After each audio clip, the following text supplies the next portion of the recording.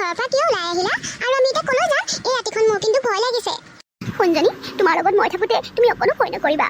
আমি এতিয়া কলৈ যাম মানে ৰ'বা ভাবিছোঁ কলৈ যাওঁ। আইতাৰ ঘৰলৈকে যাওঁগৈ নহ'লে। অ' মা, দেউতাই যে ইমান ধুনীয়া কইনা লেখীয়া খুৰী এজনী লগত আনিছে, সেয়া কোননো? তোমাক এতিয়া কেনেকৈ বুজাওঁ সোণজনী? সেয়া দেউতাৰে মোৰ জীৱনলৈ ঘোৰ অমানিশা আনিছে, ঘোৰ অন্ধকাৰ, এজাক ডাঙৰ ধুমুহা, যাক মই ওৰেটো জীৱন না সহ্য কৰিব পাৰিম না পাহৰিব পাৰিম। অ' মা, সেই খুৰীজনীনো কোন? তুমি মোক নকলা যে। নাই সোণজনী, তুমি এতিয়া বুজি নাপাবা। যেতিয়া ডাঙৰ হ'বা তেতিয়া নিজে বুজি যাবা। হ'ব দিয়া, এতিয়া আমি ইয়াত বেছি দেৰি নকৰোঁ, নহ'লে মানে আমি মামা ঘৰলৈ যাবলৈ গাড়ী ঘোঁৰা একো নাপাম নহয়। ব'লা সোনকালে যাওঁ। তই মোক কি কৈছ মাকন? মই বিশ্বাস কৰা নাই। জোঁৱাই কেনেকৈ এইবোৰ কৰিব পাৰিলে? অ' মা, তুমি কি প্ৰথমতে মই মোৰ নিজ চকুৰে দেখাৰ পাছতো বিশ্বাস কৰিব পৰা নাছিলোঁ, কিন্তু এয়াই সত্য।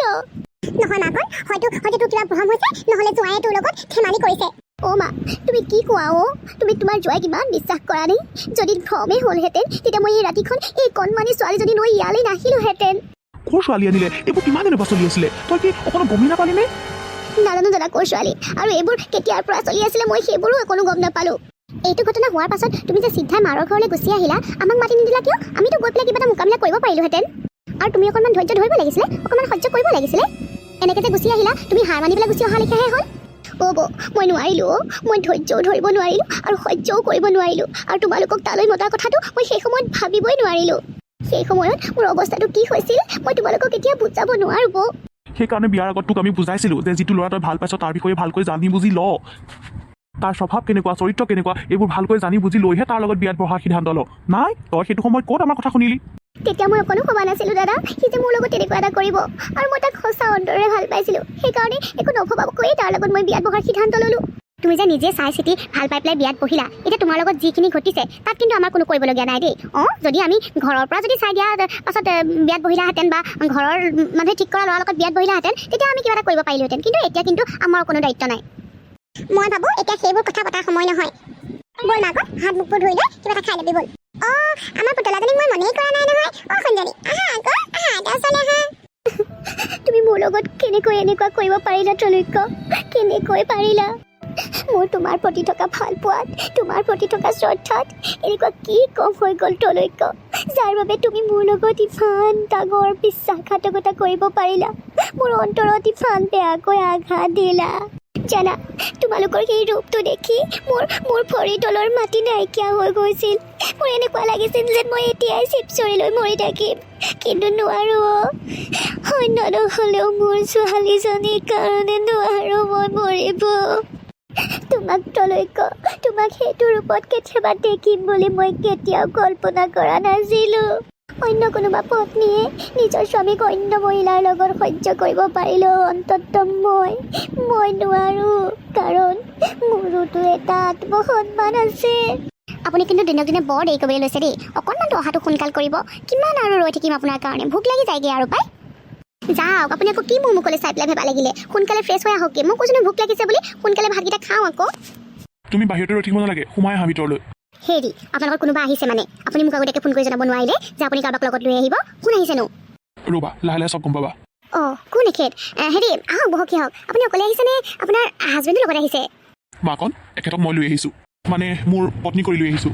আপুনি এইবোৰ কি কৈছে? আপোনাৰ মোৰ বিকৃতি ঘটিছে নেকি? নে মোৰ লগত ধেমালি কৰিছে? আপুনি জানি দেখোন মই এনেকুৱা ধৰণৰ ধেমালি ভাল নাপাওঁ। আপোনাৰ লগত এখেতে ধেমালি কৰা নাই, সঁচাকৈ এখেতে মোক বিয়া কৰাই আনিছে। আমাৰ মন্দিৰত বিয়া হৈছে, এখেতে নিজ হাতেৰেই মোৰ শিৰত সেন্দুৰ পিন্ধাই লৈ আনিছে। মাকন, তুমি ঠিকেই শুনিছা। এখেত আৰু মই একেটা অফিচতে কাম কৰোঁ। আমাৰ সম্পৰ্ক হোৱাৰ প্ৰায় 4 বছৰ হ'ল। আমি আমাৰ সম্পৰ্কটো লুকাই চুৰ কৰি চলাই আছিলোঁ, কিন্তু সমস্যাটো হ'ল ইহঁতৰ ঘৰৰ মানুহে এক বিয়া দিবলৈ ওলাইছে, আৰু সেইবাবে আমাৰ হাতত আৰু অন্য উপায় নাই। সেইকাৰণে মই এক লৈ আহিবলগীয়া হ'ল। মাকন, তুমি ঠিকে আছানে? খবৰদাৰ, আপোনাৰ এই পপীয়া হাতখনেৰে মোৰ দেহাটোক স্পৰ্শ কৰিবলৈ সাহস নকৰিব।